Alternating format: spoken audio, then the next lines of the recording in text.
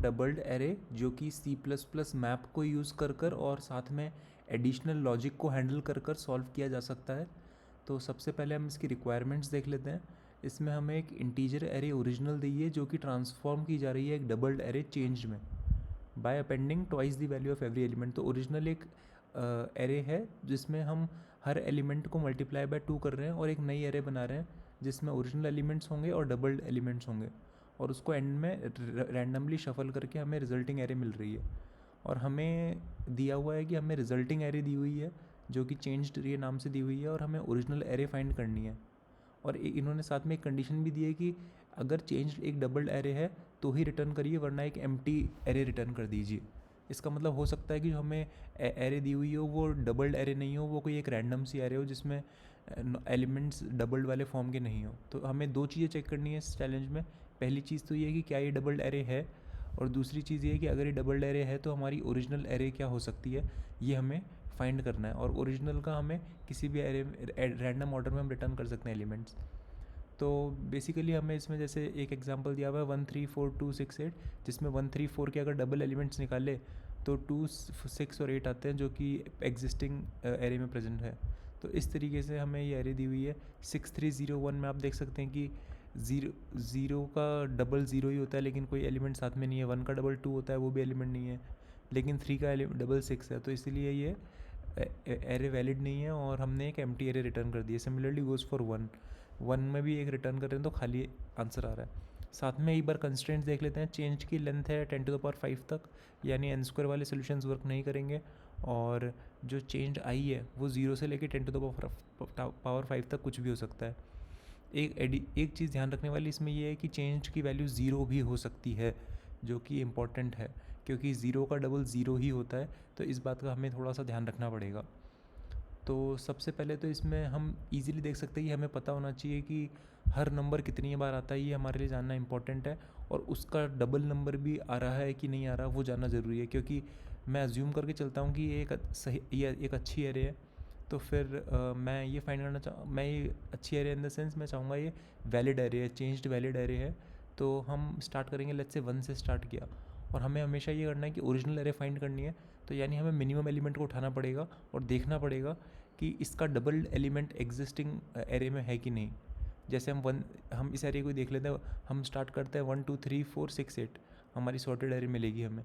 तो हम सबसे पहले चेक करेंगे कि हमारा जैसे इसमें है 1 2 3 4 6 8, अगर ये हमें एरे मिल गई है तो हम देख सकते हैं। हम 1 से स्टार्ट करेंगे, हम देखेंगे 1 का डबल एग्जिस्टिंग एरे में है कि नहीं, यानी 2 ऑलरेडी है इस एरे में।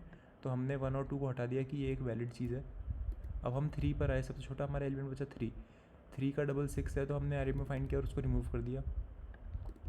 और 4 का एलिमेंट 8 है तो हमने इसको भी रिमूव कर दिया। तो इस तरीके से हमें एग्जिस्टिंग एरे में तो पहली चीज़ तो जो क्लिक करती है वो होती है कि सॉर्टेड चाहिए हमें। ये जो एरे हमें सॉर्टेड चाहिए ताकि हम मिनिमम एलिमेंट को कंपेयर कर सकें और उसकी डबल वैल्यू से भी कंपेयर कर सकें। सॉर्टेड एंड कंपेयर मिन वैल्यू विथ डबल। अब तो ये हमारी ओरिजिनल रिक्वायरमेंट है। तो इसको ईज़िली सॉल्व करने का तरीका ये है कि हम सबसे पहले जो वैल्यू है वो कौन सी वैल्यू कितनी बार आ रही है सबसे पहले वो स्टोर कर लेते हैं, क्योंकि 1 कई बार आ सकता है, 1 मल्टीपल टाइम्स आ सकता है। तो 1 के जितने वैल्यूज़ हैं उनको हम एक फ्रीक्वेंसी वाले वैल्यू एरे में डाल लेंगे जो कि हमारा वैल्यू टू फ्रीक्वेंसी स्टोर करेगा। तो सबसे पहले यही है, इसी एरे को यूज़ करके हम इन्हें एक मैप बना लिया जो कि वैल्यू टू फ्रीक्वेंसी स्टोर करेगा। और सिंस क्योंकि ये मैप है तो ये सॉर्टेड होगा, यानी सबसे छोटी वैल्यू वाला सबसे पहला एलिमेंट होगा इस मैप में। तो हमने हमारी चेंज्ड एरे से वैल्यू टू फ्रीक्वेंसी मैप बना लिया है। अब हमने जो लॉजिक डिस्कस किया था ऊपर वाला कि अब हमारे पास सॉर्टेड मैप आ गया है, तो हम जो लॉजिक 1 2 3 4 वाला लगा रहे थे वही सेम लॉजिक हम लगाने वाले हैं यहाँ पर। तो सबसे पहले हम मिनिमम वैल्यू से स्टार्ट हो चुके हैं। एक्स में वैल्यू टू फ्रीक्वेंसी हमने वैल्यू निकाल ली एक्स डॉट फर्स्ट, क्योंकि वैल्यू टू फ्रीक्वेंसी मैप है ये, और एक्स डॉट सेकेंड बताएगा फ्रीक्वेंसी यानी कितनी बार ये एलिमेंट आया है। अब सबसे पहले हम चेक करेंगे कि क्या फ्रीक्वेंसी करंट एलिमेंट की 0 है, तो हम कंटिन्यू कर लेंगे। अब ये हो कब सकता है फ्रीक्वेंसी 0 इस केस में हो सकती है, मान लीजिए 1 2 3 4 चले थे हम, तब उस केस में हमने पहली बार जब 1 देखा उसके बाद हमने 2 देखा था और फिर हमने 3 देखा था, फिर 4, फिर है ना। तो बेसिकली अब जब हमने 1 का एलिमेंट 2 हटा दिया तो 2 की जब हम 2 पे आइटरेट करते हुए आएंगे तो हम देखेंगे कि 2 की फ्रीक्वेंसी 0 हो चुकी है।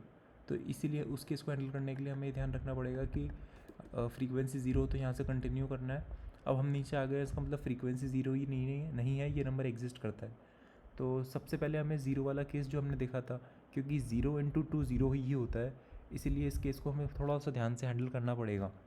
तो वैल्यू अगर 0 है तो फिर आप खुद सोचिए, अगर कोई भी नंबर, अगर वैल्यू 0 है और हमें दे दिया है कि 0 value x number of times अकर करती है आपके इस चेंज्ड एरे में, तो क्योंकि 0 इंटू 2 0 ही होता है, इसका मतलब 0 को हमेशा इवन होना पड़ेगा अगर हमारी एरे में एग्जिस्ट करना है तो इसीलिए हमने ये चेक लगाया कि फ्रीक्वेंसी मॉड्यूलो 2 अगर नहीं है 0 तो एम्प्टी एरे रिटर्न कर दो, क्योंकि हमेशा अगर 0 एग्जिस्ट कर रहा है तो उसको इवन नंबर ऑफ़ टाइम्स अकर करना ही पड़ेगा, क्योंकि 0 इंटू 2 0 होता है। तो अगर वो ऑड टाइम्स आ रहा है, इसका मतलब इनवैलिड एरे ऑलरेडी हो जाती है हमारी।